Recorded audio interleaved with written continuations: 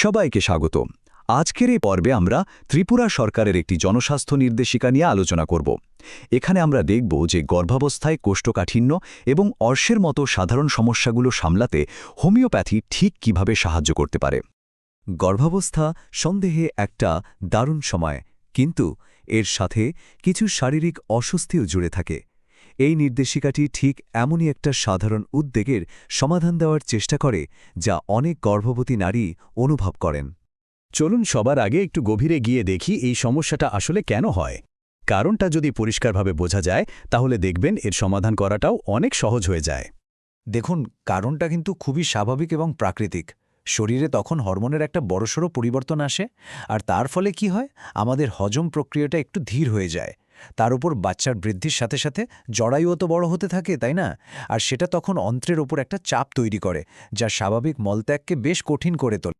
আর এই সবকিছুর ফল হিসেবেই মলত্যাগে কষ্ট, ব্যথা বা জ্বালা পোড়ার মতো অস্বস্তিকর অনুভূতিগুলো দেখা দেয়। এই নির্দেশিকাটি মূলত সেই অস্বস্তি কমানোর জন্যই তৈরি করা হয়েছে। আচ্ছা, কারণ তো বোঝা গেল। এখন আসা যাক আসল কথায়, এর থেকে মুক্তি পাওয়ার উপায় কি। আর খুশির খবরটা হলো, বড় কোনো চিকিৎসার আগে কিন্তু কিছু সাধারণ ঘরোয়া টোটকাতেই দারুণ কাজ হতে পারে। এখানে 4টে খুব সহজ কিন্তু ভীষণ কাজের স্টেপের কথা বলা হয়েছে। যেমন ধরুন, 1 নম্বর হল শরীরকে হাইড্রেটেড রাখা, মানে প্রচুর জল আর তরল খাওয়া। তারপর ডায়েটে ফাইবার যোগ করা, মানে শাকসবজি, ফল এইসব। 3 নম্বর শরীরকে সচল রাখা। আর শেষে ব্যথার জন্য হালকা গরম জলে সিটস বাথ নেওয়া।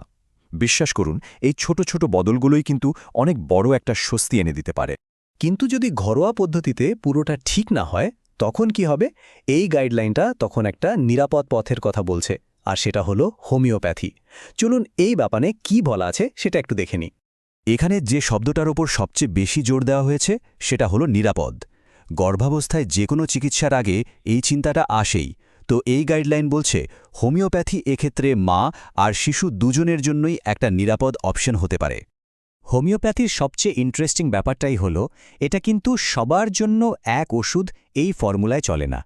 এখানে প্রত্যেকটা মানুষের লক্ষণের ওপর ভিত্তি করে ওষুধ ঠিক করা হয়। যেমন ধরুন, যদি মলত্যাগের কোনো ইচ্ছেই না থাকে তখন হয়তো অ্যালুমিনা কাজে দেবে। আবার যদি বারবার বেগ আসে কিন্তু পেট পরিষ্কার হয় না, সেক্ষেত্রে নাক্স ভূমিকা। মানে বুঝতেই পারছেন, লক্ষণ অনুযায়ী ওষুধ একদম আলাদা।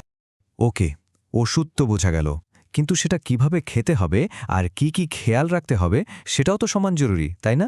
চলুন এবার সেই নিয়মগুলো জেনে নেওয়া যাক। পরিমাণটা মনে রাখা খুব সোজা, মাত্র 3টে গ্লোবিউলস। এটাই হলো প্রস্তাবিত ডোজ। এখানে কয়েকটা খুব জরুরি নিয়ম বলা আছে, যেমন প্রতি 3 ঘন্টা পর পর ওষুধটা নিতে হবে। আর সবচেয়ে ভালো ফল পাওয়ার জন্য খালি পেটে মুখ পরিষ্কার করে খাওয়া উচিত। তবে সবচেয়ে গুরুত্বপূর্ণ কথাটা হলো, যদি 24 ঘন্টার মধ্যে কোনো রকম উন্নতি না দেখেন বা সমস্যা বাড়ছে বলে মনে হয়, তাহলে কিন্তু একদমই নিজে থেকে চিকিৎসা চালিয়ে যাওয়া যাবে না। সঙ্গে সঙ্গে একজন বিশেষজ্ঞ হোমিওপ্যাথিক ডাক্তারের পরামর্শ নিতেই হবে। এই নির্দেশিকাটা শেষে একটা খুব সুন্দর লক্ষ্যের কথা বলে। এটা শুধু কিছু তথ্য নয়, বরং ত্রিপুরার প্রত্যেকটা ঘরে একটা পার্শ্ব প্রতিক্রিয়াহীন চিকিৎসা পৌঁছে দেওয়ার একটা আন্তরিক চেষ্টা। আর মনে রাখা ভালো, এই পুরো তথ্যটা কিন্তু সরাসরি ত্রিপুরা সরকারের স্টেট আয়ুষ মিশন থেকে দেওয়া। আশা করি আজকের এই আলোচনাটা অনেকের কাজে আসবে। সবাই সুস্থ থাকুন, ভালো থাকুন। সবাইকে স্বাগত। আজকের এই পর্বে আমরা